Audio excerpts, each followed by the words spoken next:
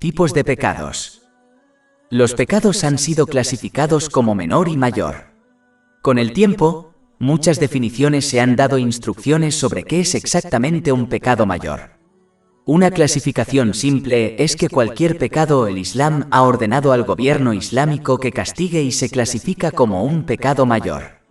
Otra clasificación es que si un pecado se menciona con el fuego del infierno, la ira de Alá, el exaltado, o la maldición de Alá, el exaltado, entonces es un pecado mayor. Por ejemplo, la difamación es un pecado mayor ya que está maldita en el Sagrado Corán. Capítulo 104 Al-Humazá, versículo 1. Hay de todo detractor y calumniador.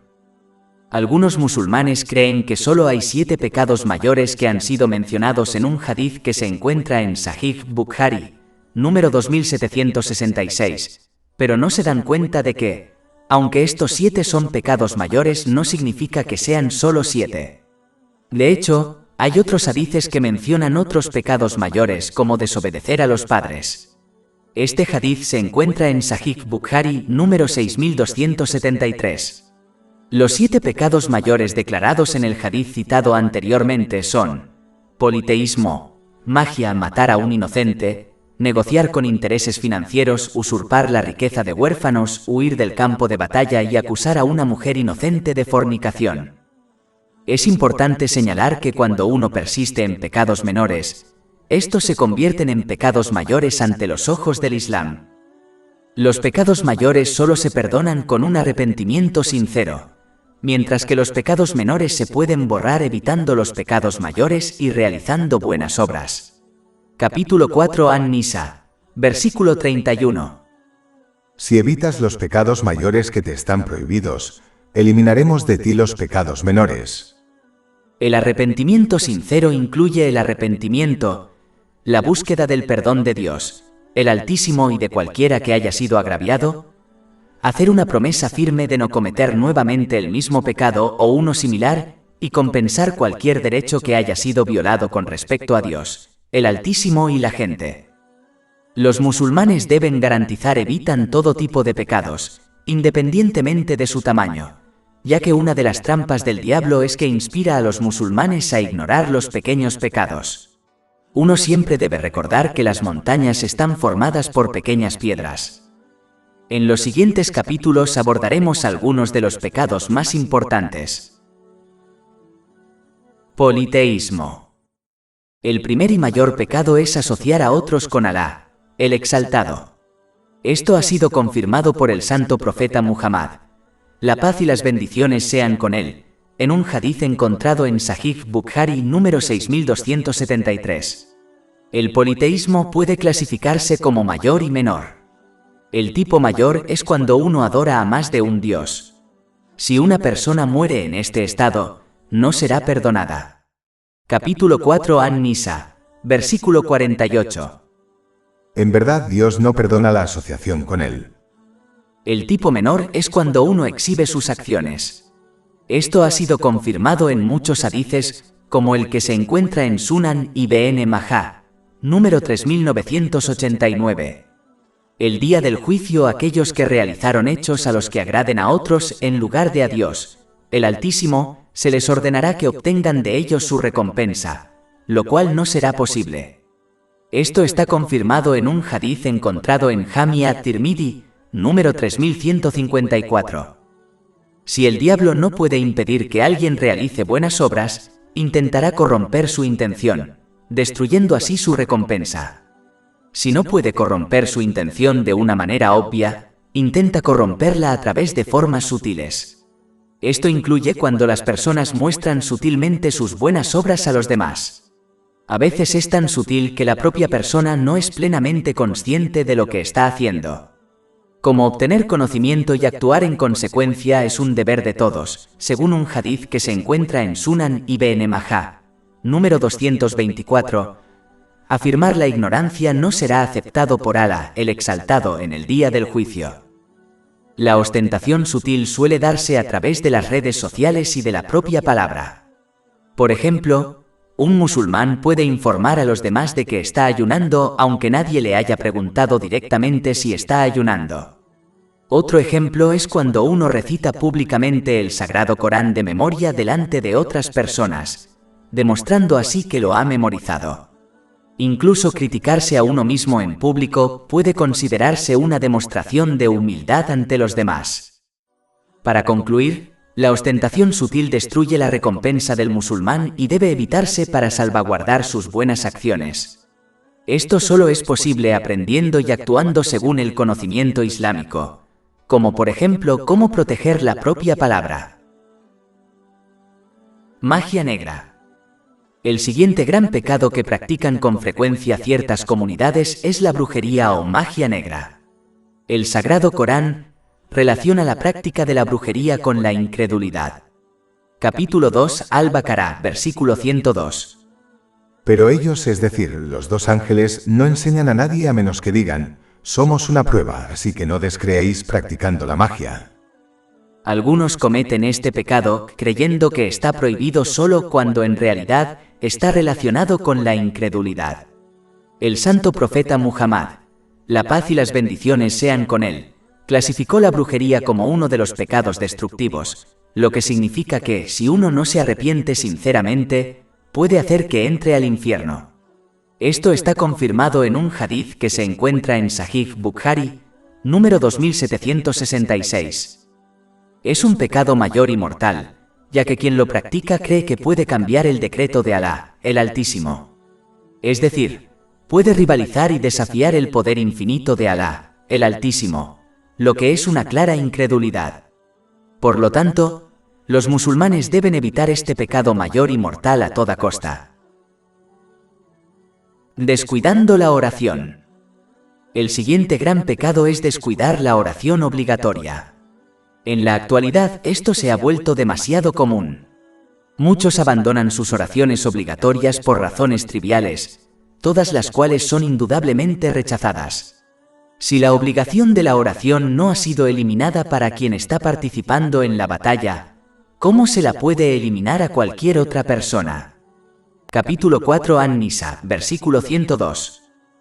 Y cuando tú, es decir, el comandante de un ejército, estés entre ellos y los guíes en la oración, que un grupo de ellos se ponga de pie en oración contigo y que lleven sus armas. Y cuando se hayan postrado, que estén en posición detrás de ti y que el otro grupo que no ha aún orado se adelante y que oren contigo, tomando precauciones y llevando sus armas. Ni el viajero ni el enfermo están exentos de realizar sus oraciones obligatorias.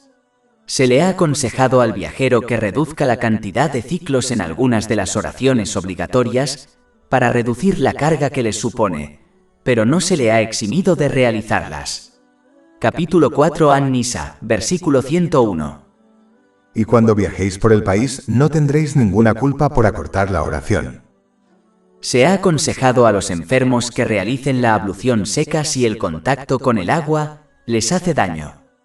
Capítulo 5 Al-Maida, versículo 6. Pero si estáis enfermos o de viaje o alguno de vosotros viene de hacer sus necesidades o habéis tenido contacto con mujeres y no encontráis agua, buscad tierra limpia y pasaos con ella por el rostro y las manos. Además, los enfermos pueden realizar la oración de la manera que les resulte más fácil. Es decir, si no pueden permanecer de pie se les permite sentarse y si no pueden sentarse pueden acostarse y ofrecer la oración. Esto está confirmado en un hadith encontrado en Jami at-Tirmidhi, número 372. Pero, nuevamente, no se concede una exención completa a los enfermos a menos que uno tenga una enfermedad mental que le impida comprender la obligación de la oración. El otro problema importante es que algunos musulmanes retrasan sus oraciones y las ofrecen más allá de los horarios correctos. Esto contradice claramente el Sagrado Corán, ya que se ha descrito a los creyentes como aquellos que ofrecen sus oraciones obligatorias a tiempo. Capítulo 4 An-Nisa, versículo 103. En verdad, se ha decretado para los creyentes la oración en tiempos determinados. Muchos creen que el siguiente versículo del Sagrado Corán se refiere a quienes retrasan innecesariamente sus oraciones obligatorias. Esto se ha analizado en Tafsir Ibn Kathir, volumen 10, páginas 603-604. Capítulo 107 Al-Maún, versículos 4 a 5. Ay de aquellos que oran, pero no hacen caso de su oración. Aquí, Dios el Altísimo ha maldecido claramente a quienes han adoptado este mal hábito. ¿Cómo puede alguien alcanzar el éxito en este mundo o en el próximo si ha sido apartado de la misericordia de Dios, el Altísimo? Abandonar las oraciones obligatorias es un pecado tan grave que el santo profeta Muhammad, la paz y las bendiciones sean con él, declaró en un hadiz encontrado en Jami at-Tirmidhi, número 2621, que quien comete este pecado ha descreído en el Islam. Además, ninguna otra buena acción beneficiará a un musulmán hasta que no se cumplan sus oraciones obligatorias. Un hadiz encontrado en Sahih Bukhari, número 553, advierte claramente que las buenas acciones de uno se destruyen si se omite la oración obligatoria de la tarde. Si este es el caso por abandonar una oración obligatoria, ¿puede uno imaginarse el castigo por abandonarlas todas? Observar las oraciones obligatorias en sus momentos correctos es una de las acciones más queridas por Dios, el Exaltado, en un hadiz encontrado en Sahih Muslim, número 252. De esto se puede determinar que retrasar las oraciones obligatorias más allá de su tiempo o perderlas por completo es una de las acciones más odiadas por Dios, el Exaltado. Es un deber importante para todos los mayores alentar a los niños bajo su cuidado a ofrecer las oraciones obligatorias desde una edad temprana para que las establezcan antes de que se conviertan en algo legalmente vinculante para ellos. Aquellos adultos que retrasan esto y esperan hasta que los niños sean mayores, han fallado en este deber extremadamente importante. Los niños que fueron animados a ofrecer las oraciones obligatorias solo cuando se convirtió en obligatorio para ellos, muy rara vez las establecieron rápidamente. En la mayoría de los casos, les lleva años cumplir con este importante deber correctamente. Y la culpa recae sobre los mayores de la familia, especialmente los padres. Es por eso que el santo profeta Muhammad, la paz y las bendiciones sean con él, ha aconsejado en un hadiz encontrado en Sunan Abu Dawud, número 495, que las familias deben alentar a sus hijos a ofrecer las oraciones obligatorias cuando cumplen 7 años. Otro problema importante que enfrentan muchos musulmanes es que pueden ofrecer las oraciones obligatorias pero no lo hacen correctamente. Por ejemplo, muchos no completan las etapas de la oración correctamente y en cambio se apresuran a realizarla. De hecho, un hadiz encontrado en Sahih Bukhari, número 757, advierte claramente que quien reza de esta manera no ha rezado en absoluto. Es decir, no está registrado como una persona que ofreció su oración y por lo tanto, su obligación no se ha cumplido. Un hadiz encontrado en Jami at-Tirmidhi, número 265, advierte claramente que la oración de quien no se establece en cada posición de la oración no es aceptada. El santo profeta Muhammad, la paz y las bendiciones sean con él, describió a quien no se inclina o postra correctamente en la oración como el peor ladrón. Esto ha sido advertido en un hadiz que se encuentra en Muwatta Malik, libro número 9, hadiz número 75. Desafortunadamente, muchos musulmanes que han pasado décadas ofreciendo sus oraciones obligatorias y muchas oraciones voluntarias de esta manera, descubrirán que ninguna de ellas ha sido contabilizada y por lo tanto, serán tratados como alguien que no cumplió con su obligación. Esto está confirmado en un hadiz que se encuentra en Sunan an-Nasai, número 1313. Descuidar la donación obligatoria a la caridad. El siguiente gran pecado es no hacer la donación obligatoria de caridad. El Sagrado Corán y los hadices del santo profeta Muhammad, que la paz y las bendiciones de Alá sean con él, han dado severas advertencias sobre este pecado. Por ejemplo, un hadiz que se encuentra en Sahih Bukhari, número 1403, advierte que la persona que no haga la donación obligatoria de caridad se encontrará con una gran serpiente venenosa que la morderá continuamente en el día del juicio. Capítulo 3 Al-Imran, versículo 180. Y que quienes retienen con avidez lo que Dios les ha concedido de su favor no piensen que es mejor para ellos, sino que es peor para ellos. Sus cuellos estarán rodeados por lo que retuvieron el día de la resurrección. Según un hadith que se encuentra en Sunan Ibn Majah, número 4019, cuando los miembros de una sociedad retienen la caridad obligatoria, Dios el Exaltado retendrá la lluvia y si no fuera por los animales no permitiría que lloviera en absoluto. Este pecado mayor es, por lo tanto, una de las posibles causas de los largos periodos de sequía que enfrentan algunas naciones. No ofrecer la caridad obligatoria es un signo de avaricia extrema, ya que se trata de una porción extremadamente pequeña de la riqueza de uno, es decir, el 2,5%. Está claro que el avaro está lejos de Alá, el Exaltado, de la gente y cerca del infierno.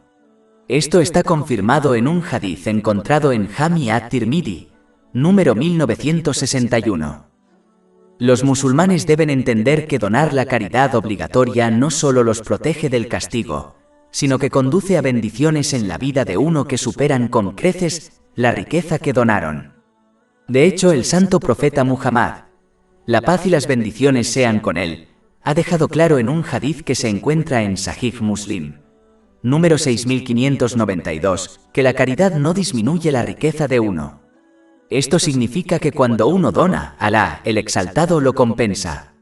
Por ejemplo, les proporciona oportunidades de negocio que hacen que ganen más riqueza de la que donaron.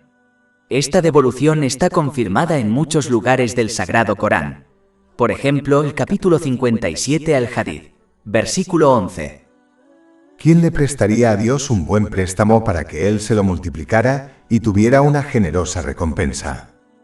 Además, este hadith podría indicar que, como la provisión de cada persona está registrada de antemano, la riqueza que se destina a gastar en ella nunca cambiará, independientemente de la cantidad de riqueza que una persona don. Esto se confirma en un hadith que se encuentra en Sahih Muslim, número 6748. Por lo tanto, un musulmán debe evitar la ira de Alá, el Exaltado, donando una fracción muy pequeña de su riqueza en forma de caridad obligatoria mientras espera una recompensa mucho mayor tanto en este mundo como en el próximo.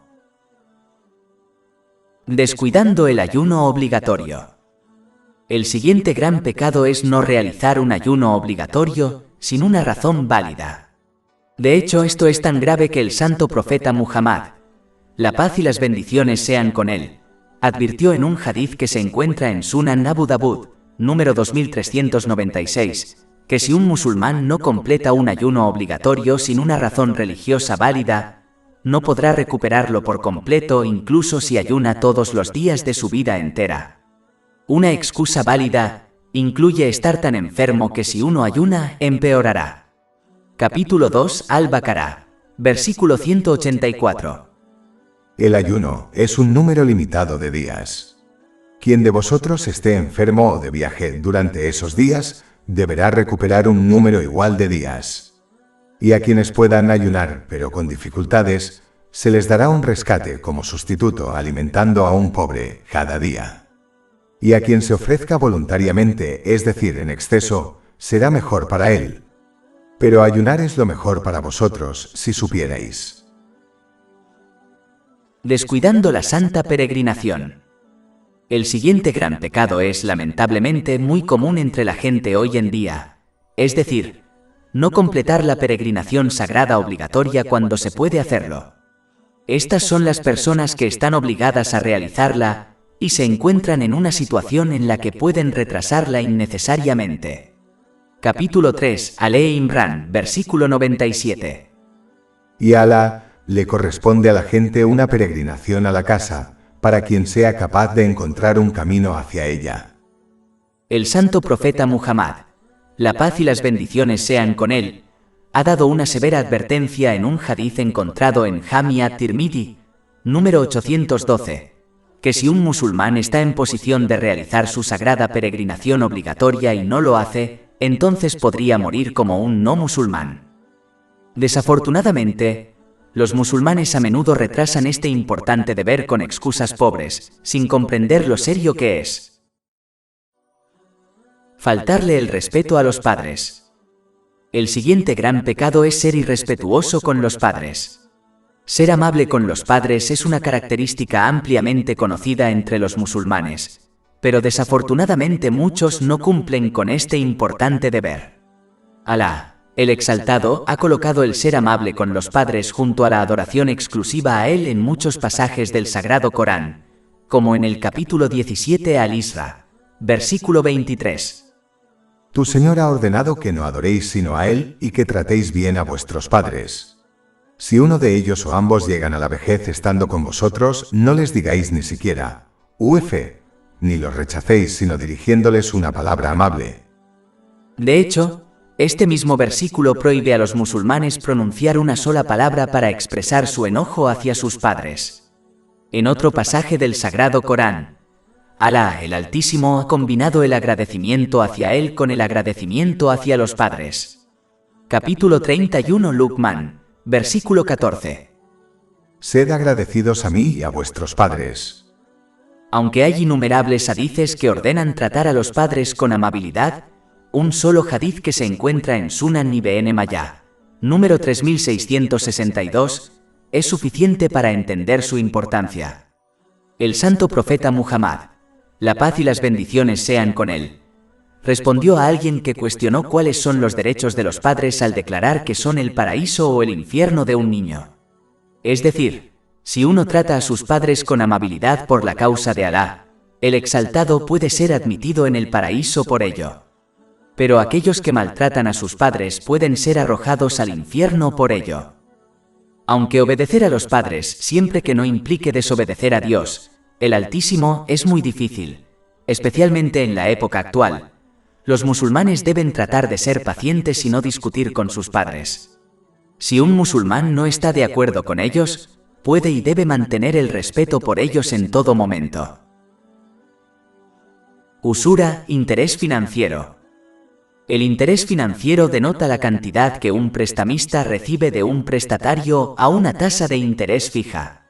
En la época de la revelación del Sagrado Corán se practicaban muchas formas de transacciones con interés. Una de ellas era que el vendedor vendía un artículo y fijaba un plazo para el pago del precio, estipulando que si el comprador no pagaba dentro del plazo especificado, ampliaría el plazo pero aumentaría el precio del artículo. Otra forma era que una persona prestaba una suma de dinero a otra persona y estipulaba que el prestatario debía devolver una cantidad específica que excediera la cantidad prestada dentro de un plazo dado. Una tercera forma de transacción con interés era que el prestatario y el vendedor acordaban que el primero devolvería el préstamo dentro de un cierto límite a una tasa de interés fija, y que si no lo hacían dentro del plazo, el prestamista ampliaría el plazo pero al mismo tiempo aumentaría la tasa de interés. Son transacciones como estas a las que se aplican los mandatos mencionados aquí. Quienes creen esto no distinguen entre el beneficio obtenido de una inversión legal y el interés financiero. Como resultado de esta confusión, algunos argumentan que si el beneficio del dinero invertido en una empresa es legal, ¿por qué debería considerarse ilegal el beneficio obtenido de un préstamo? Argumentan que en lugar de que una persona invierta su riqueza, se la presta a alguien que, a su vez, obtiene un beneficio de ella. En tales circunstancias, ¿por qué el prestatario no debería pagar al prestamista una parte del beneficio? No reconocen que ninguna empresa comercial está exenta de riesgos. Ninguna empresa conlleva una garantía absoluta de beneficio. Por lo tanto, no es justo que solo el financista tenga derecho a un beneficio a una tasa fija en todas las circunstancias y que deba estar protegido contra cualquier posibilidad de pérdida. No es parte de la justicia que quienes dedican sus recursos no tengan garantizado un beneficio a una tasa fija, mientras que quienes prestan su riqueza están totalmente asegurados contra todos los riesgos de pérdida y tienen garantizado un beneficio a una tasa fija. En una transacción legal normal, el comprador obtiene un beneficio de un artículo que compra a un vendedor. El vendedor recibe una compensación por el esfuerzo y el tiempo invertidos en fabricar el artículo. En cambio, en las transacciones relacionadas con intereses, el intercambio de beneficios no se produce de forma equitativa. La parte que recibe los intereses recibe una cantidad fija como pago por el préstamo que ha concedido, y por tanto, su ganancia está asegurada. La otra parte puede hacer uso de los fondos prestados, pero es posible que no siempre produzcan una ganancia.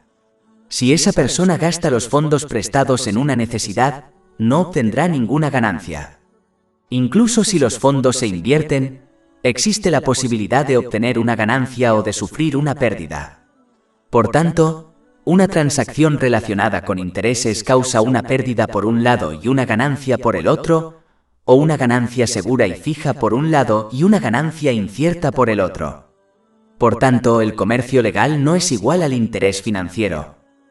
Además, la carga de los intereses hace que a los prestatarios les resulte extremadamente difícil devolver el préstamo. Es posible que incluso tengan que recurrir a otra fuente para pagar el préstamo original y los intereses.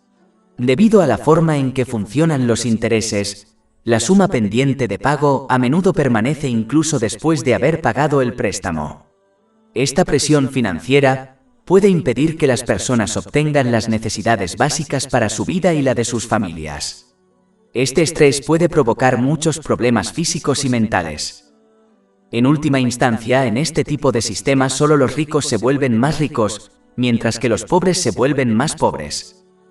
Aunque el interés financiero pueda parecer que hace que una persona gane riqueza, en realidad solo le causa una pérdida general.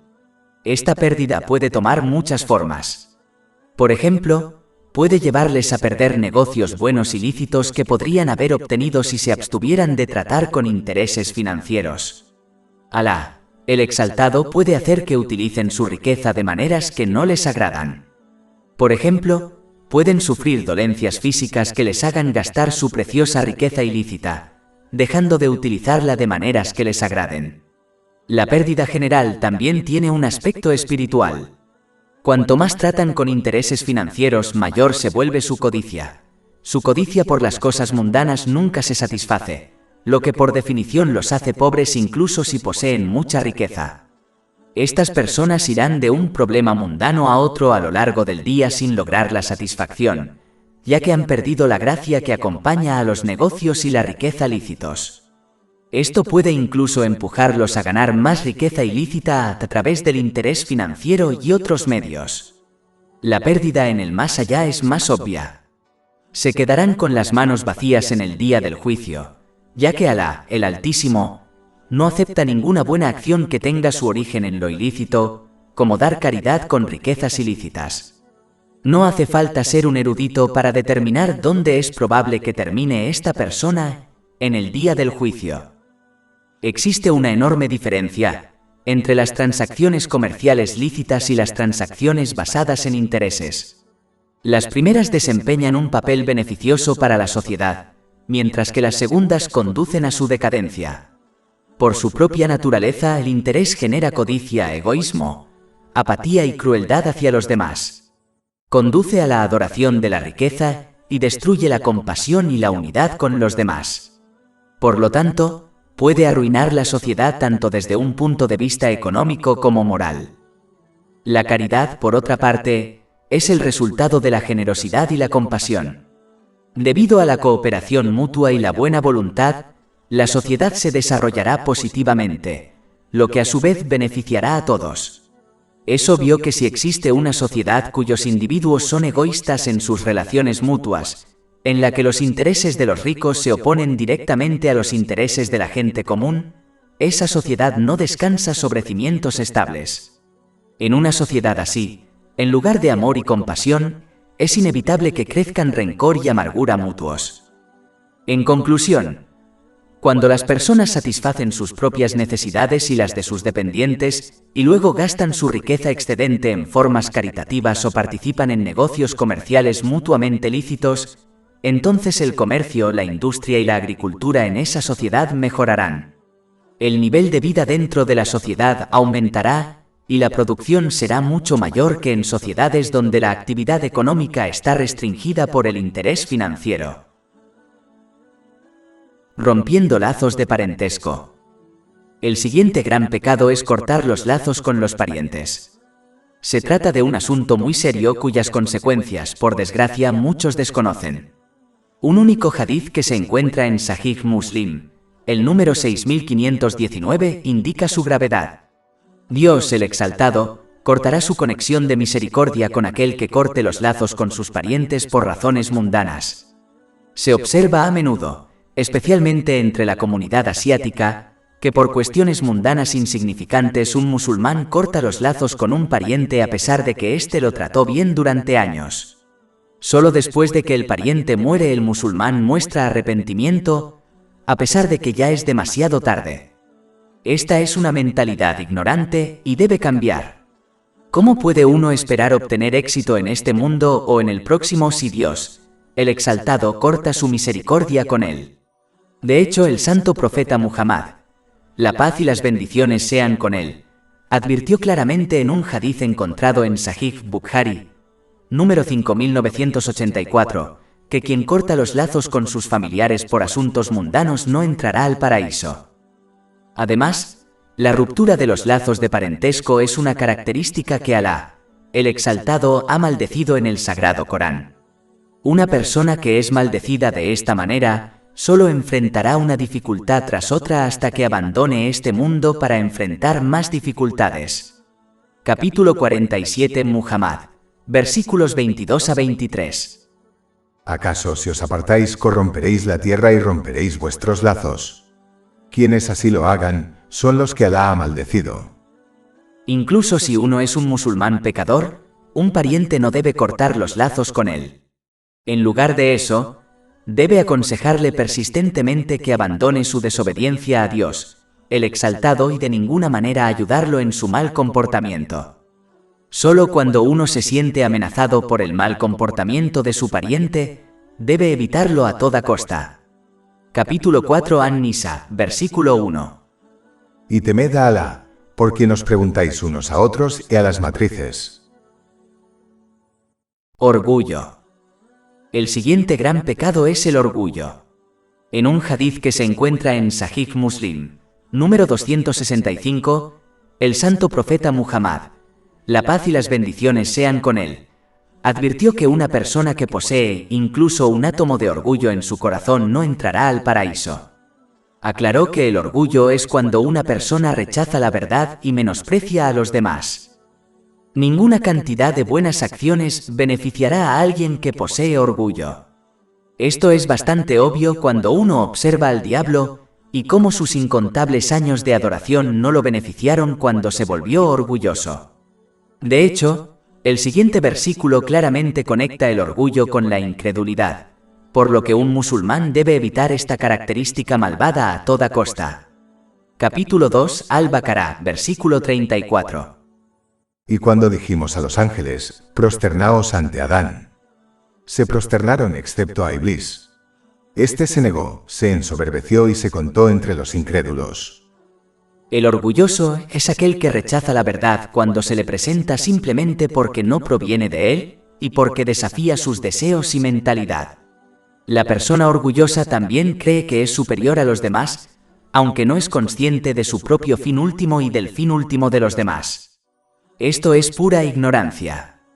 En realidad, es una tontería estar orgulloso de algo, ya que Alá, el exaltado, creó y concedió todo lo que una persona posee.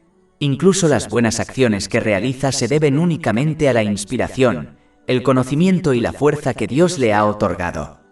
Por lo tanto, estar orgulloso de algo que no le pertenece por naturaleza es una completa estupidez. Es como una persona que se enorgullece de una mansión que ni siquiera posee ni habita. Esta es la razón por la que el orgullo pertenece a Dios, el exaltado, ya que solo Él es el creador y dueño innato de todas las cosas. Quien desafía a Dios, el exaltado, con orgullo será arrojado al infierno. Esto ha sido confirmado en un hadiz encontrado en Sunan Abu Dawud, número 4090. En cambio, el musulmán debe seguir los pasos del santo profeta Muhammad, la paz y las bendiciones sean con él, y adoptar la humildad. Los humildes reconocen verdaderamente que todo el bien que poseen y todo el mal del que están protegidos no proviene de nadie más que de Dios, el exaltado. Por lo tanto, la humildad es más adecuada para una persona que el orgullo. Una persona no debe dejarse engañar creyendo que la humildad conduce a la desgracia, ya que nadie ha sido más honrado que los humildes siervos de Dios, el exaltado. De hecho, el santo profeta Muhammad, la paz y las bendiciones sean con él, ha garantizado un aumento de estatus para quien adopta la humildad por la causa de Dios, el exaltado, en un hadith encontrado en Jami at-Tirmidhi, número 2029. Perjurio. El siguiente gran pecado es el perjurio. En un hadith que se encuentra en Sahih Bukhari, número 2673, el santo profeta Muhammad, la paz y las bendiciones sean con él, advirtió que quien actúa como falso testigo para tomar ilegalmente las posesiones de otros se encontrará con Dios, el exaltado, mientras él está enojado con ellos. Es importante señalar que esto se aplica a la apropiación de las posesiones de todas las personas, independientemente de su fe. Este será el resultado incluso si uno obedece a Dios, el exaltado, en otros aspectos de su vida, como ofrecer las oraciones obligatorias. Desafortunadamente, esto ocurre con frecuencia, especialmente en los países del tercer mundo, donde los musulmanes presentan reclamaciones falsas en los tribunales legales para tomar algo que no les pertenece, como riquezas y propiedades. Según un hadith encontrado en Sahih Bukhari, número 2654, es uno de los mayores pecados. De hecho, este hadith coloca el perjurio junto al politeísmo y la desobediencia a los padres. De hecho, Dios el Exaltado ha hecho lo mismo en el Sagrado Corán. Capítulo 22 Al-Hajj, versículo 30. Evitad, pues, la inmundicia de los ídolos y las palabras falsas. Un hadith que se encuentra en Sunan Ibn Majah, número 2373, da una severa advertencia a una persona que no se arrepiente sinceramente de ser un falso testigo. Si no se arrepiente, no se moverá en el día del juicio hasta que Alá, el Exaltado, lo envíe al infierno. De hecho, quien actúa como falso testigo para tomar algo a lo que no tiene derecho será enviado al infierno, incluso si lo que tomó fue una ramita de un árbol. Esto se confirma en un hadith que se encuentra en Sahih Muslim, número 353. Ser un falso testigo es un pecado tan grave que incluye muchos otros pecados terribles, como mentir. El falso testigo comete un pecado contra la persona contra la que está testificando. Este pecado no será perdonado por Alá, el Exaltado, hasta que la víctima lo perdone primero. Si no lo hace, las buenas acciones del falso testigo serán dadas a la víctima, y si es necesario, los pecados de la víctima serán dados al falso testigo para establecer la justicia en el día del juicio. Esto puede causar que el falso testigo sea arrojado al infierno. Esto ha sido confirmado en un hadith encontrado en Sahih Muslim, número 6579. El falso testigo también comete un pecado si testifica en nombre de otra persona para que esta última pueda tomar algo a lo que no tiene derecho. Esta actitud desafía claramente el mandamiento del Sagrado Corán que aconseja a los musulmanes no ayudarse unos a otros en el mal, sino en cambio ayudarse unos a otros en las cosas buenas. Capítulo 5 Al-Maída, versículo 2. Y cooperad en la justicia y la piedad, pero no cooperéis con el pecado y la agresión. El falso testigo también cometerá otros pecados al utilizar algo que se ha vuelto ilícito debido a la forma en que fue obtenido. Por ejemplo, si una persona obtuvo riqueza de esta manera y luego la dio en caridad, será rechazada y registrada como un pecado, ya que Alá, el Exaltado, solo acepta lo lícito. Esto está confirmado en un hadith que se encuentra en Sahih Muslim, número 2342. De hecho, cualquier cosa que hagan con la riqueza estará exenta de gracia y será un pecado, ya que fue obtenida de manera ilícita. Es un deber de todos los musulmanes decir siempre la verdad, ya sea en conversaciones cotidianas normales o bajo juramento en un juicio. Mentir en todas sus formas conduce a pecados que, a su vez, conducen al infierno. Quien siga mintiendo será registrado como un gran mentiroso por Dios, el Exaltado. No hace falta ser un erudito para saber que es lo más probable que le suceda a alguien en el día del juicio, a quien Dios, el Exaltado, ha calificado de gran mentiroso. Esto ha sido advertido en un hadith encontrado en Jami' at-Tirmidhi, número 1971. Alcohol. El siguiente gran pecado es beber alcohol. En un hadith que se encuentra en Sunan Ibn Majah, número 3371, el santo profeta Muhammad, la paz y las bendiciones sean con él, advirtió que un musulmán nunca debe consumir alcohol, ya que es la clave de todo mal. Lamentablemente, este gran pecado ha aumentado entre los musulmanes con el tiempo. Esta es la clave de todo mal. El alcohol es un mal que da lugar a otros pecados. Esto es bastante obvio, ya que un borracho pierde el control de su lengua y sus acciones físicas. Uno solo tiene que mirar las noticias para observar cuántos delitos se cometen debido al consumo de alcohol. Incluso aquellos que beben moderadamente solo causan daños a sus cuerpos, lo que la ciencia ha demostrado. Las enfermedades físicas y mentales asociadas con el alcohol son numerosas y causan una pesada carga al Servicio Nacional de Salud y a los contribuyentes. Es la clave de todo mal, ya que afecta negativamente a los tres aspectos de una persona, es decir, su cuerpo, mente y alma. Capítulo 5 Al-Maida, versículo 90. Oh creyentes. Los embriagantes, los juegos de azar, los altares de piedra y las flechas adivinatorias no son más que impureza procedente de la obra de Satanás. Evitadlos para que tengáis éxito. El hecho de que beber alcohol se haya colocado junto a las cosas asociadas con el politeísmo, en este versículo resalta lo importante que es evitarlo. Es un pecado tan grave que el santo profeta Muhammad, la paz y las bendiciones sean con él, advirtió en un hadith encontrado en Sunan Ibn Majah, número 3376, que quien bebe alcohol regularmente no entrará al paraíso. Según un hadith que se encuentra en Sunan Ibn Majah, número 68, difundir el saludo islámico de paz es una clave para alcanzar el paraíso. Sin embargo, un hadith que se encuentra en Adab al-Mufrad, número 1017 del Imam Bukhari, aconseja a los musulmanes no saludar a alguien que bebe alcohol con regularidad. El alcohol es un pecado mayor único, ya que ha sido maldecido desde 10 ángulos diferentes en un solo hadith encontrado en Sunan Ibn Majah, número 3380. Esto incluye el alcohol en sí, quién lo produce, para quién se produce, quién lo vende, quién lo compra, quién lo lleva, a quién se lo lleva, quién usa la riqueza obtenida a través de su venta, quién lo bebe y quién lo vierte. Quien trata con algo que ha sido maldecido de esta manera, no tendrá un verdadero éxito a menos que se arrepienta sinceramente. Juego. El siguiente gran pecado es el juego de azar. El hecho de que el juego de azar haya sido colocado junto a las cosas asociadas con el politeísmo, en el versículo siguiente, resalta lo importante que es evitarlo. Capítulo 5 Al-Maida, versículo 90. Oh creyentes. Los embriagantes, los juegos de azar, los altares de piedra y las flechas adivinatorias no son más que impureza procedente de la obra de Satanás.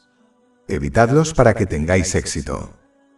El santo profeta Muhammad, que la paz y las bendiciones de Alá sean con él, ha aconsejado en un hadith que se encuentra en el Adab al-Mufrad, número 1262, del Imam Bukhari, que un musulmán debe hacer una donación en caridad como compensación por decirle a otro que debe hacer una apuesta.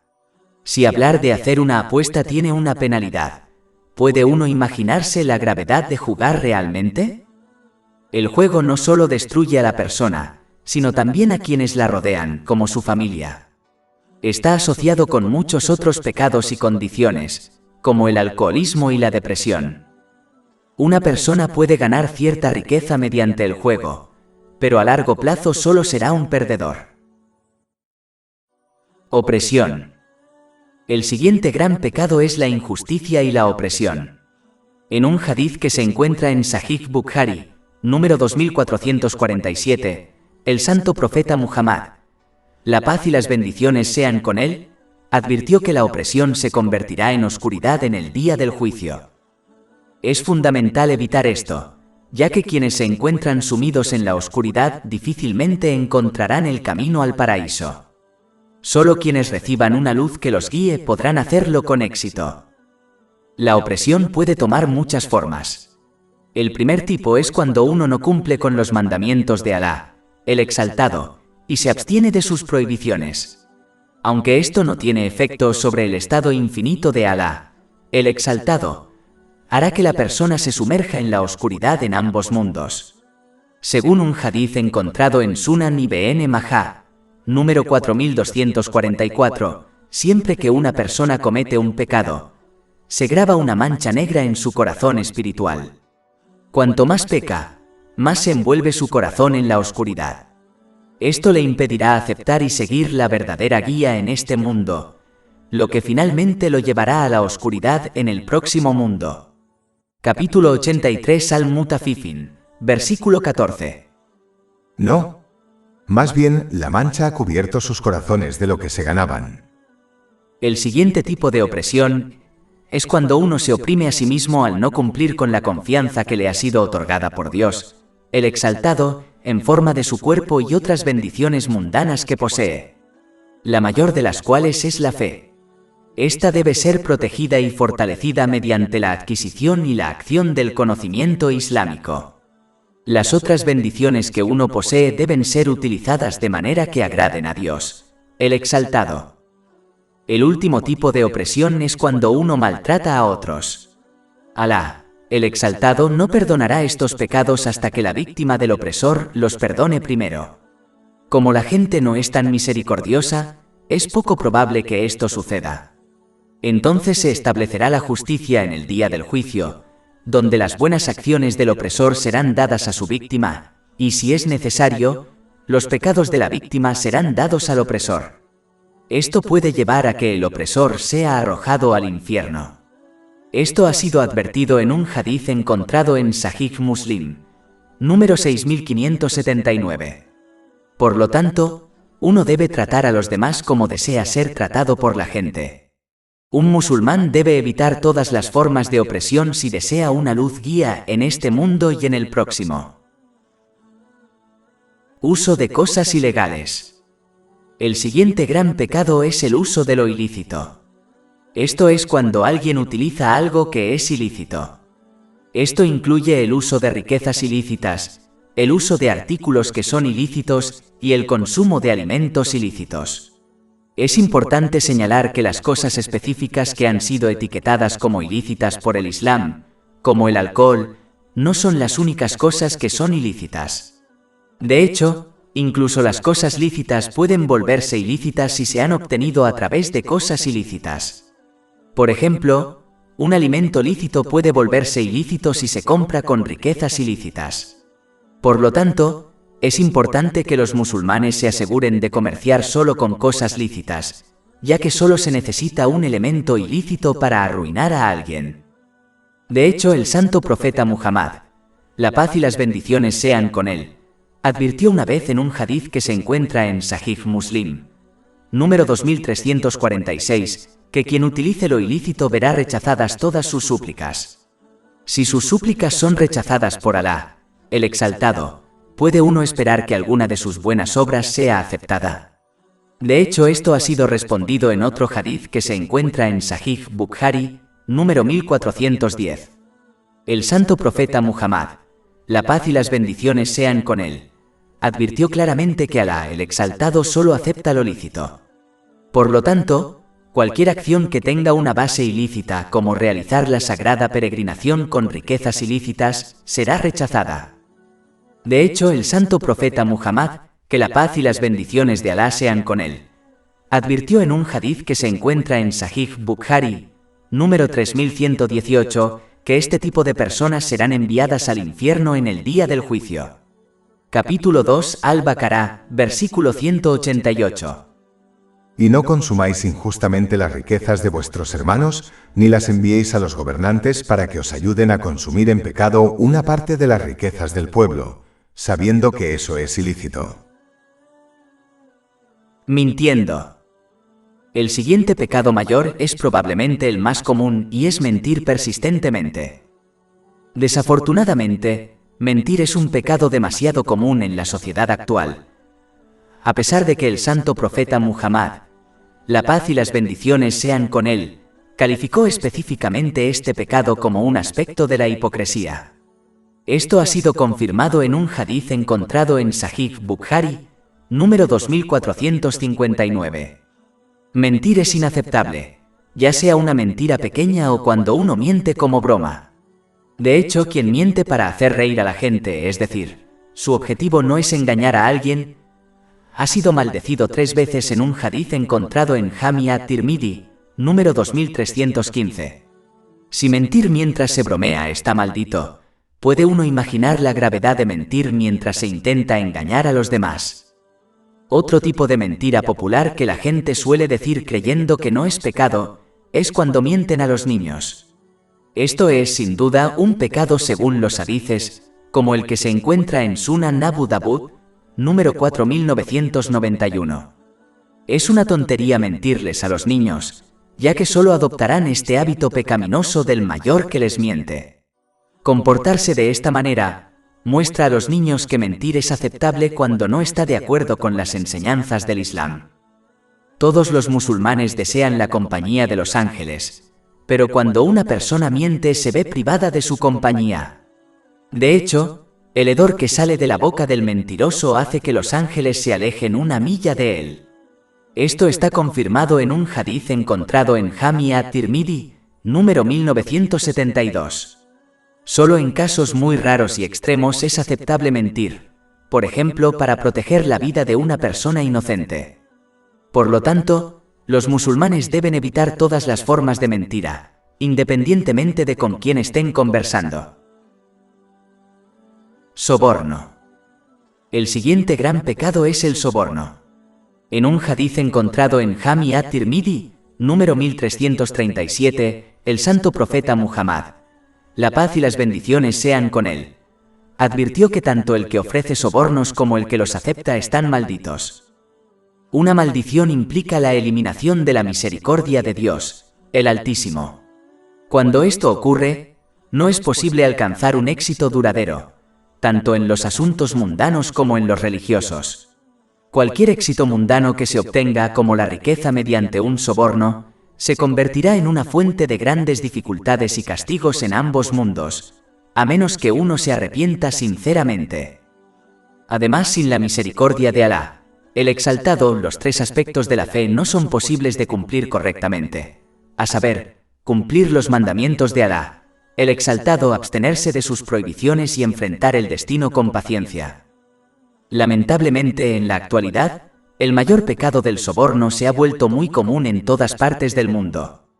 La única diferencia es que en los países del tercer mundo se realiza abiertamente y en los países más desarrollados, en secreto. En la mayoría de los casos, el soborno implica que una persona ofrece regalos a personas influyentes, como un juez, para obtener algo que no es suyo. La única ocasión en que un soborno no se registra como pecado es cuando alguien se ve obligado a ofrecer un soborno para recuperar su propia propiedad. La maldición en este caso recae sobre quien acepta el soborno. Es importante señalar que si los musulmanes en su conjunto desean eliminar el soborno y otras prácticas corruptas, entonces deben evitarlas ellos mismos. Solo cuando se adopte esta actitud correcta a nivel individual, afectará a quienes ocupan puestos de influencia social y política. La razón por la que estas personas actúan de esta manera es porque observan que la sociedad en su conjunto actúa de manera corrupta. Pero si la sociedad a nivel individual rechazara estas prácticas, ninguna persona en una posición de influencia social o política se atrevería a actuar de esta manera, ya que sabe que la gente no lo toleraría. Presumiendo. El siguiente gran pecado es hacer alarde de las buenas obras que uno ha hecho. En un hadith que se encuentra en Jami at-Tirmidhi, número 3154, el santo profeta Muhammad, la paz y las bendiciones sean con él, advirtió que quienes realizan acciones para el bien de la gente, como hacer alarde, en lugar de hacerlo para el placer de Alá, el Exaltado, recibirán su recompensa en el día del juicio de parte de la gente para la que actuaron, lo cual en realidad no es posible. Es importante entender que la base de todas las acciones e incluso del Islam mismo es la intención de uno. Es lo que Alá, el Exaltado, juzga a las personas según un hadith que se encuentra en Sahih Bukhari, número 1.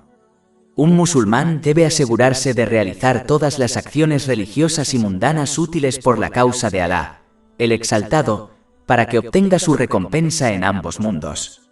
Una señal de esta mentalidad correcta es que esta persona no espera ni desea que la gente le aprecie o le muestre gratitud por las acciones que realiza. Si uno desea esto, entonces indica su intención incorrecta. Además, actuar con la intención correcta evita la tristeza y la amargura, ya que quien actúa por el bien de la gente acabará encontrándose con gente desagradecida. Esto hará que la persona se enfurezca y se amargue, ya que siente que ha desperdiciado su esfuerzo y su tiempo. Desafortunadamente, esto se ve a menudo en los padres y familiares, ya que a menudo cumplen con sus deberes hacia sus hijos y familiares por su propio bien en lugar de hacerlo por el placer de Alá, el Exaltado. Pero quien actúa por el bien de Alá, el Exaltado, cumplirá con todos sus deberes hacia los demás como sus hijos, y nunca se amargará ni se enfurecerá cuando no les muestre gratitud. Esta actitud conduce a la paz mental y a la felicidad general, ya que sabe que Alá, el Exaltado, es plenamente consciente de su buena acción y le recompensará por ello. Esta es la forma en que todos los musulmanes deben actuar. De lo contrario, es posible que se queden con las manos vacías en el día del juicio. Mal uso del conocimiento islámico. El siguiente gran pecado es adquirir conocimiento islámico por razones mundanas o acumularlo. En un hadith que se encuentra en Sunan Ibn Majah, número 253, el santo profeta Muhammad, la paz y las bendiciones sean con él, advirtió que quien obtiene conocimiento religioso para presumir ante los eruditos, discutir con otros o atraer la atención sobre sí mismo irá al infierno.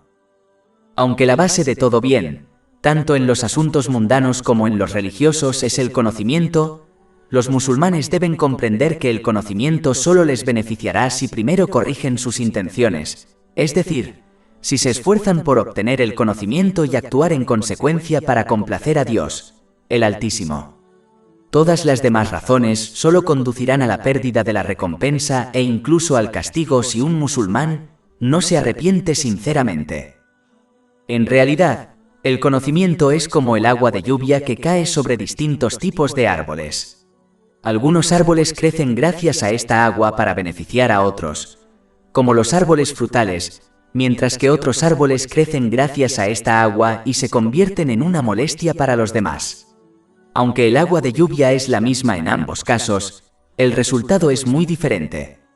De manera similar, el conocimiento religioso es el mismo para las personas, pero si uno adopta la intención incorrecta, se convertirá en un medio para su destrucción. Por el contrario, si uno adopta la intención correcta, se convertirá en un medio para su salvación. Por lo tanto, los musulmanes deben corregir sus intenciones en todos los asuntos, ya que serán juzgados por ello. Esto se confirma en un hadith que se encuentra en Sahih Bukhari, número 1. Y deben recordar que una de las primeras personas que entrará al infierno será un erudito que solo obtuvo conocimiento para presumir ante los demás. Esto ha sido advertido en un hadith que se encuentra en Sahih Muslim, número 4923. Obtener y actuar en base a un conocimiento útil con la intención correcta es un verdadero conocimiento beneficioso. Quien oculte el conocimiento sin una razón válida será condenado al fuego en el día del juicio. Esto está confirmado en un hadith encontrado en Jami' at-Tirmidhi, número 2649. Por lo tanto, los musulmanes deben compartir el conocimiento útil que adquieran con los demás.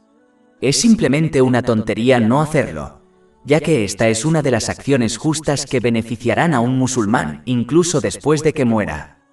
Esto ha sido aconsejado en un hadith encontrado en Sunan Ibn Majah, número 241. Aquellos que acumularon conocimiento fueron olvidados por la historia, pero aquellos que lo compartieron con otros se convirtieron en conocidos como los eruditos y maestros de la humanidad. Contando favores. El siguiente gran pecado es recordar a los demás los favores que les han hecho, como la caridad. Sin duda, esto anula la recompensa por el favor que han hecho. Capítulo 2 Al-Baqarah, Versículo 264. Oh vosotros que habéis creído. No invalidéis vuestras obras de caridad recordándolas ni injuriándolas. Es un pecado tan grave que el santo profeta Muhammad, la paz y las bendiciones sean con él, advirtió en un hadiz encontrado en Sunan an-Nasai, número 2563, que quien recuerda a los demás los favores que les han hecho no entrará al paraíso. Es importante que un musulmán comprenda que si actúa y ayuda a los demás por la causa de Dios, el Altísimo debe buscar su recompensa. Pero si recuerda a los demás los favores que les ha hecho, eso solo demuestra que ha actuado por el bien de la gente, es decir, que desea algún tipo de compensación de la gente. A quienes realizan buenas acciones por el bien de la gente, se les dirá que obtendrán su recompensa de ellos en el día del juicio, lo cual no será posible. Esto está confirmado en un hadiz encontrado en Jami at-Tirmidhi, número 3154. Espionaje. El siguiente gran pecado es espiar a los demás para descubrir faltas que Dios, el Altísimo, ha ocultado.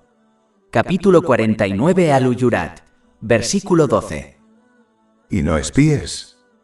El santo profeta Muhammad, la paz y las bendiciones sean con él, advirtió en un hadiz encontrado en Sahih Bukhari, número 742, que quien espía a otros, como por ejemplo escuchando sus conversaciones privadas, tendrá plomo fundido vertido en sus oídos en el día del juicio. Los musulmanes deben comprender que si Dios el Altísimo es omnisciente y, aún así, oculta las faltas de los demás, entonces los musulmanes que poseen un conocimiento limitado otorgado por Dios, no deben espiar a los demás con la intención de descubrir sus faltas y problemas personales. Quien descubra las faltas de los demás verá expuestas sus faltas por Dios, el Altísimo. Esto se confirma en un hadith que se encuentra en Sunan Ibn Majah, número 2546. En cambio, los musulmanes deben actuar según la otra parte de este hadith, que es ocultar las faltas de los demás para que Dios, el Altísimo, oculte sus faltas. Contar historias. El siguiente gran pecado es el chismorreo y la difusión de chismes. En un hadith que se encuentra en Sahih Muslim, el número 290, el santo profeta Muhammad, la paz y las bendiciones sean con él, advirtió que quien difunde chismes maliciosos no entrará al paraíso. Este es el que difunde chismes, sean ciertos o no, y eso conduce a problemas entre las personas, a relaciones fracturadas y rotas.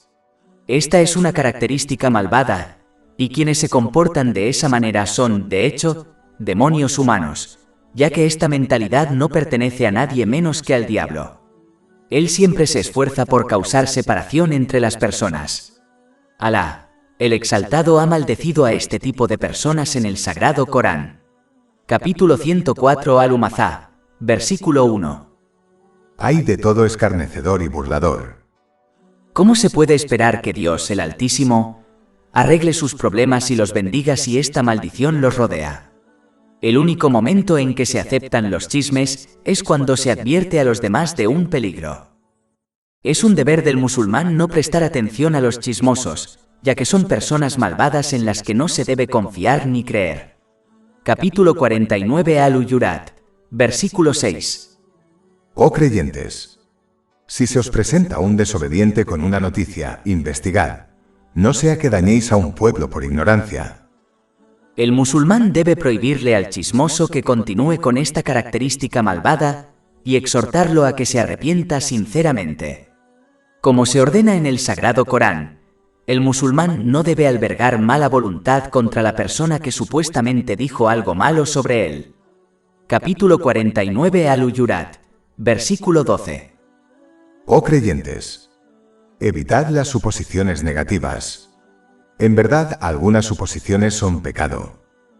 Este mismo versículo enseña a los musulmanes a no intentar probar o refutar al chismoso, espiando a los demás. Capítulo 49 Al-Hujurat, versículo 12. Y no espíes. En lugar de eso, se debe ignorar al chismoso. Un musulmán no debe mencionar la información que le dio el chismoso a otra persona ni mencionar al chismoso, ya que eso lo convertiría a él también en chismoso. Los musulmanes deben evitar los chismes y la compañía de chismosos, ya que nunca podrán ser dignos de confianza o compañía hasta que se arrepientan sinceramente. Rompiendo promesas. El siguiente gran pecado es romper promesas intencionalmente y no ser digno de confianza. Desafortunadamente, algunos musulmanes actúan como si no se les exigiera rendir cuentas por sus promesas. Capítulo 17 Al-Isra, versículo 34. Y cumplir con todo compromiso. De hecho, el compromiso es siempre aquello sobre lo que uno será cuestionado. Esto incluye todas las confianzas que uno tiene de parte de Dios, el Altísimo, y de la gente. Cada bendición que uno posee le ha sido confiada por Dios, el Altísimo. La única manera de cumplir con estas confianzas es usar las bendiciones de la manera que agrada a Dios, el Altísimo. Esto asegurará que obtenga más bendiciones, ya que esto es verdadera gratitud. Capítulo 14 Ibrahim, versículo 7. Y cuando vuestro Señor dijo, si sois agradecidos os multiplicaré los favores. También es importante respetar la confianza que se tiene entre las personas. Quien ha recibido las pertenencias de otra persona, no debe hacer un mal uso de ellas y solo debe utilizarlas según los deseos del propietario. Una de las mayores confianzas entre las personas es mantener las conversaciones en secreto a menos que haya algún beneficio evidente en informar a los demás. Lamentablemente, los musulmanes suelen pasar esto por alto. La mayor de las promesas que un musulmán ha hecho es a Dios, el Exaltado, que es obedecerlo sinceramente. Esto implica cumplir sus órdenes, abstenerse de sus prohibiciones y enfrentar el destino con paciencia. Todas las demás promesas hechas a las personas también deben cumplirse, a menos que uno tenga una excusa válida, especialmente las que un padre hace con sus hijos. Romper promesas solo enseña a los niños un mal carácter y los alienta a creer que ser mentiroso es una característica aceptable.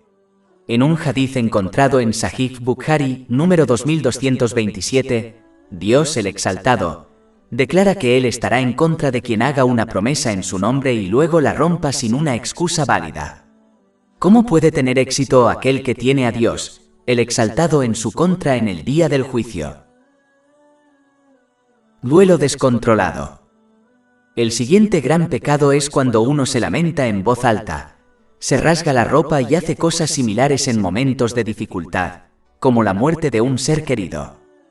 Existen muchos hadices que prueban esto, como el que se encuentra en Sunan Abu Dawud, número 3128, que maldice a la persona que llora en el momento de la aflicción.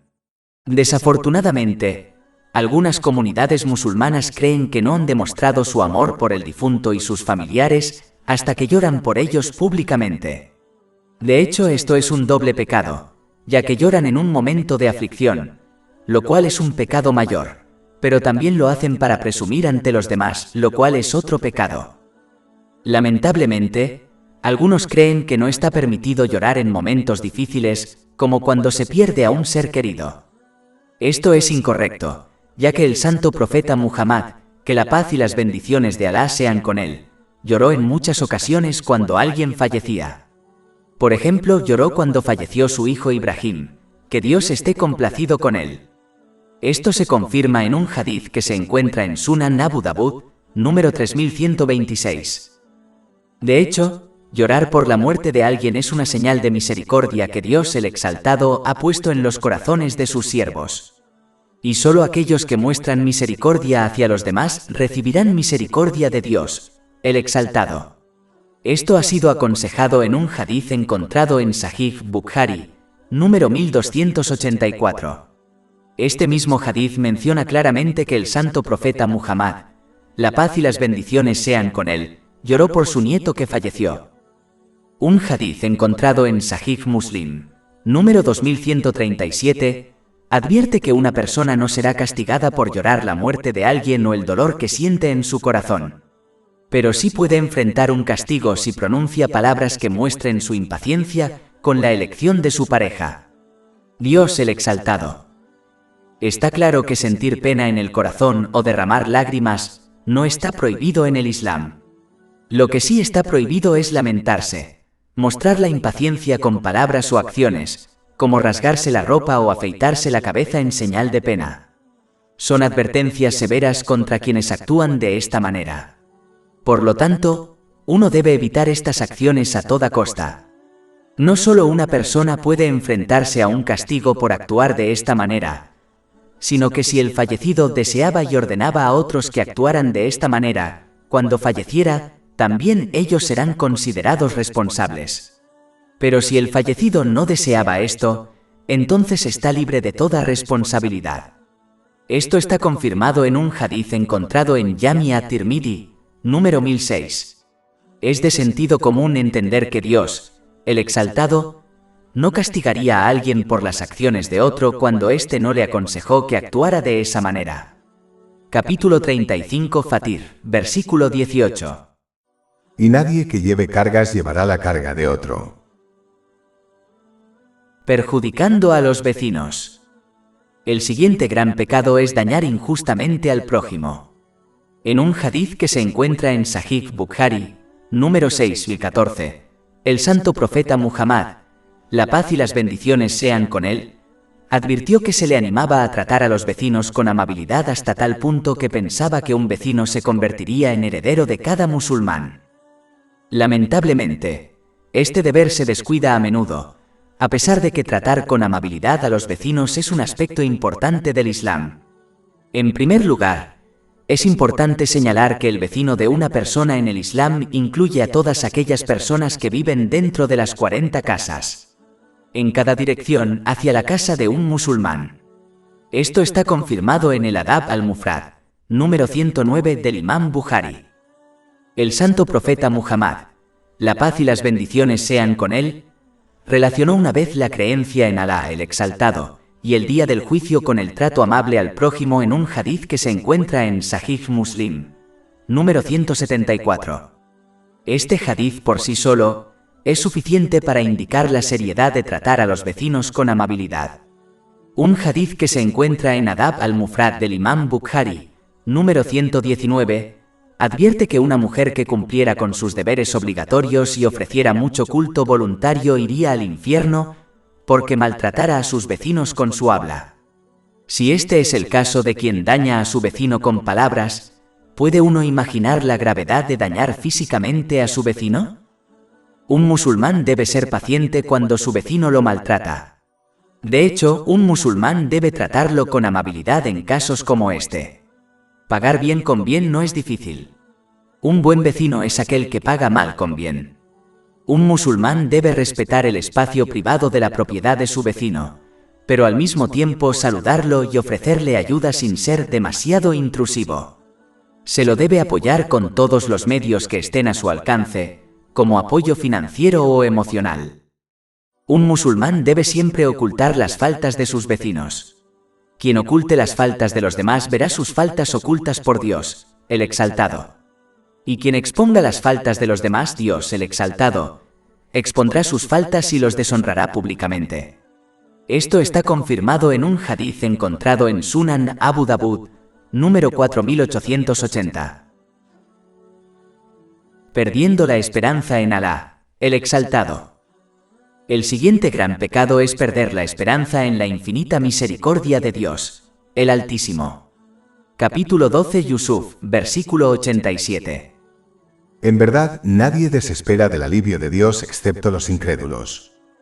En un hadiz encontrado en Jami at-Tirmidhi, número 2459, el santo profeta Muhammad, la paz y las bendiciones sean con él, describió la diferencia entre la verdadera esperanza en la misericordia de Alá, el Exaltado, y la ilusión. La verdadera esperanza es cuando uno controla su alma, evitando la desobediencia a Alá, el Exaltado, y lucha activamente por prepararse para el más allá. Mientras que el tonto ilusorio sigue sus deseos, y luego espera que Alá, el Exaltado, lo perdone y cumpla sus deseos. Es importante que los musulmanes no confundan estas dos actitudes, para evitar vivir y morir como personas que solo piensan en sus propios deseos, ya que es muy poco probable que esta persona tenga éxito en este mundo o en el próximo. Pensar en deseos es como un granjero que no prepara la tierra para sembrar, no planta semillas, no riega la tierra y luego espera cosechar una gran cosecha. Esto es una tontería, y es muy poco probable que este granjero tenga éxito. Mientras que la verdadera esperanza es como un granjero que prepara la tierra, planta semillas, riega la tierra y luego espera que Dios, el exaltado, lo bendiga con una gran cosecha. La diferencia clave es que quien posee una verdadera esperanza se esforzará activamente por obedecer a Dios, el exaltado, cumpliendo sus órdenes, absteniéndose de sus prohibiciones y enfrentando el destino con paciencia de acuerdo con las tradiciones del santo profeta Muhammad. La paz y las bendiciones sean con él. Y cuando comete un error, se arrepiente sinceramente. Por el contrario, el que piensa en deseos no se esforzará activamente por obedecer a Dios, el Altísimo, sino que seguirá sus deseos y seguirá esperando que Dios, el Altísimo, lo perdone y cumpla sus deseos. Por lo tanto, los musulmanes deben aprender la diferencia clave para que puedan abandonar las ilusiones y, en su lugar, adoptar la verdadera esperanza en Dios, el Altísimo, que siempre conduce a nada más que al bien y al éxito en ambos mundos. Esto ha sido indicado en un hadith encontrado en Sahih Bukhari, número 7405. Conclusión. Los musulmanes deben adquirir el conocimiento necesario para evitar los pecados menores y mayores.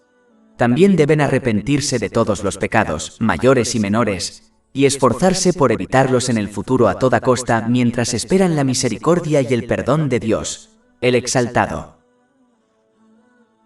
Más de 400 libros electrónicos, audiolibros, infografías, podcasts y blogs gratuitos disponibles en nuestro sitio web www.shaikpod.com.